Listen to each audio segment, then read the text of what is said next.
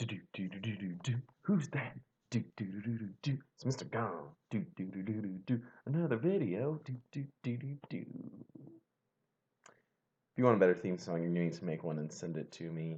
Um, or I'll just do that every time. Who knows? Anyway, today we're going to kind of finish up a bit of what we've been talking about here with sectionalism and just what that end game really looks like.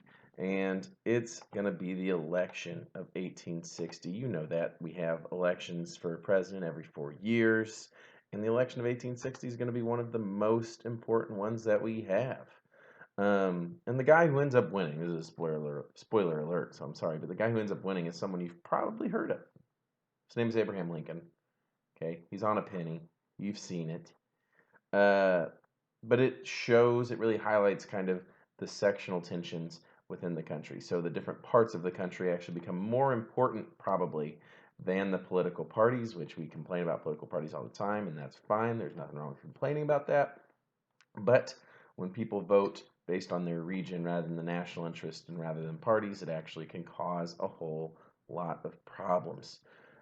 So that's number one weird thing about this election. You're going to have people voting based on their regional kind of issues rather than on political parties. Number two, you actually have four presidential candidates who get electoral votes, which a lot of times you have a lot of smaller candidates in elections who maybe don't get any electoral votes. But you have four viable, is I guess the word you would use, candidates since they all get electoral votes. So first I'm going to talk about Abraham Lincoln. He is a member of the Republican Party, and it's not like the Republican Party today, which has been around for a long time, very well established. This is when the Republican Party is only like maybe 6 or 8 years old. They're brand new. Okay, they got new ideas. They're fresh. They're popping. Okay, and they are really into this concept that they're going to keep using the government to help business, but that's not as big of a deal in the election of 1860. The big part of their platform that's really important is they're going to limit slavery in the West. All these new states that we're getting in the West are not going to have any slavery. And Abraham Lincoln is the number one guy for that. He says kind of over and over again, hey, if you have slaves in the South, I'm not going to come take your slaves. I'm just limiting the spread of slavery. Lots of people in the South are like, we don't believe you. So that kind of can cause issues. He's seen as kind of being extreme, even though to us he's not really that extreme.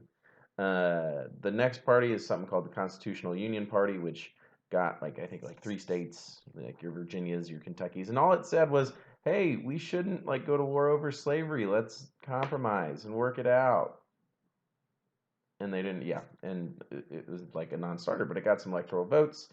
And then you have the Democratic Party, and again, um, back in the day, Democratic Party, you can think of it a little differently than today, in that it was a lot more conservative. It believed in things like states' rights, and the government not really intervening in a lot of these questions. But they have their party convention. They all get together to choose who their presidential candidate's going to be. And something very bad happens, it turns out. And the Southern delegates, so all the people from the South, they leave the convention. They go and they say, forget your convention, I'm going home. I'm starting a new convention. It's going to be awesome. And so you actually have two Democratic presidential candidates. So they split their vote. You have a Northern Democratic Party and a Southern Democratic Party. And that kind of the fact that there's three people running against him kind of opens the way for Lincoln to win a little bit. And if you look at a map of this, you have the North, which is going to be mostly Republican and a little bit of Northern Democrat. You have the middle, which ends up being more like the Constitutional Union, because if there's a war, guess where it's probably going to be fought. And you have the South, which is just solidly Southern Democrat. Abraham Lincoln didn't even appear on the ballot in a lot of Southern states, so you couldn't vote for him if you wanted to. Then he becomes president. So if you are in the South, and a lot of people in the South feel this way, you kind of feel like you've been cheated by this presidential election. Abraham Lincoln seems like this crazy fringe politician. He might not have even appeared on your ballot, and so you don't even necessarily know. You're like, who in the world? How'd he win? You didn't even have an option to vote for him. And so the South turns to something called secession. And remember, secession, I think I've talked about it before, means to leave the United States. So it's not like South Carolina is physically moving out into the middle of the Atlantic Ocean. It just means that they're going to form their own government. And South Carolina is the first state to secede, to leave the Union. And that happens on December 20th, 1860. So this election is like the beginning of November. They hear about who's going to win. You need to remember also that in a presidential election, all because you win doesn't mean you immediately become president.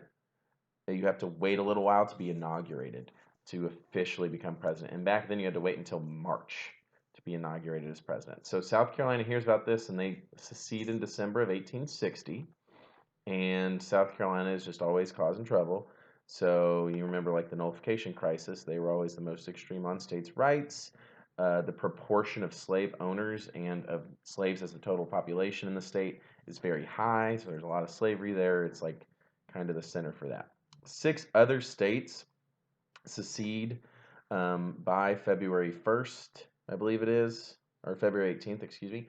And basically, then you have 7 states that have all seceded and are starting to form their own government called the Confederacy. Jefferson Davis is going to be the president. They've drafted a constitution that is not that different, except that it protects slavery and has a few other differences. But basically, Abraham Lincoln isn't president yet. It's this guy named James Buchanan who had been president, and he's usually ranked very very low on like lists of presidents because of this. And he kind of tried to make compromises, but it was half-hearted. And these states are breaking away, and he's basically saying, "I don't have the power to stop this. I'm about to not be president anymore. I'm gonna like not worry about it. So you guys can leave, get out." It's a JoJo reference. You can Google it if you want. I highly suggest you do. But anyway. Um, they basically are all leaving and nothing's happening. As these states leave, an interesting thing is happening. They are taking over federal forts. So you can think of it as taking over army bases almost. And they're taking the weapons there, they're arming their militia. And so Lincoln is saying, this is unconstitutional. I'm not president yet, but when I do, I'm gonna keep you guys in the Union because you haven't actually left. You are not your own country. You are states in a rebellion, not a new country. That's where Abraham Lincoln kind of stands. And in his inaugural address, when he finally does become president, he's like, hey, we're going to work this out. I'm just letting you know that you are still states within our nation, not a new nation. So basically, one of the last forts that hasn't been taken is this place called Fort Sumter. And Fort Sumter is in Charleston Harbor, out in the middle. It's on like an island. And the Southerners were like, "Hey, you got to give up this fort," and Lincoln and the base or the guy who commanded it were like, "No," and he resupplies it so that they have like food and ammunition and things. And the Southerners start firing on it. And this is the official start of the Civil War. Is the Battle of Fort Sumter. I'm not going to talk about it too much because we always kind of cover it a little separately. But long story short, nobody died. There was just a lot of firing of cannons for like a day and a half. And then the fort actually does surrender. So the fort surrenders, and this is why I'm talking about this real quick. The fort does surrender. It's been fired on. That's the official start of the Civil War. A lot of people will say Lincoln calls for 75,000 volunteers to join the army and forcibly bring the southern states back into the Union. Once this happens, just like that, 4 more states decide that they are going to leave, get out, secede from the Union. So now you are up to your 11 states who are going to be the Confederate government throughout the war, and they are more protesting, at least theoretically. They were all slave states, but theoretically they are protesting that this is a violation of states' rights and too much federal power to use the U.S. Army on U.S. citizens.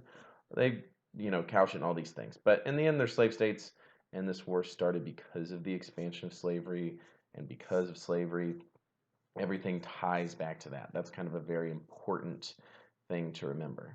And this is kind of the story of the election of 1860. So quick recap, you have 4 political parties that all kind of have some kind of chance. They're all getting electoral votes.